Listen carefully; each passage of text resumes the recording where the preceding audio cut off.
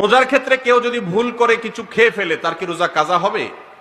রোজার মধ্যে একটা সুবিধা হলো যে কেউ যদি রোজা রেখে ভুলে কিছু খায় তার রোজার ভঙ্গ হবে না, কোনো কাজা করতে হবে না, রোজা যেমনি আছে এমনিই থাকবে। ধরেন প্রথম রমজানের শুরুর দিকে এরকম হয় যে হঠাৎ করে পানি খেয়ে ফেলেছেন, বাদাম খেয়ে ফেলেছেন, কিছু একটা খেয়ে ফেলেছেন, আপনার মনে নাই যে রোজা রয়েছেন, তো এটার কারণে রোজা ভঙ্গ হবে না। বরং মাসআলা হলো কেউ যদি রোজার মধ্যে পানি খায় অথবা কিছু খায়, আপনি দেখেন খাচ্ছে, আপনি তাকে বাধা দিয়েন না।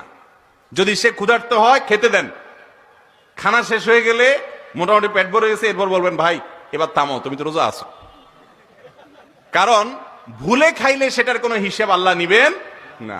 যার কারণে এই সুবিধাটা আছে যে আপনি ভুলে খাইলেন, অতএব আপনি জানেন না রোজার কথা, এরকম হতে পারে, কিন্তু আপনি জানেন ঠান্ডা মাথা, হ্যাঁ, না জানার বা ভুলার ভান করলে কিন্তু হবে না, সেক্ষেত্রে কিন্তু রোজা ভেঙে যাবে।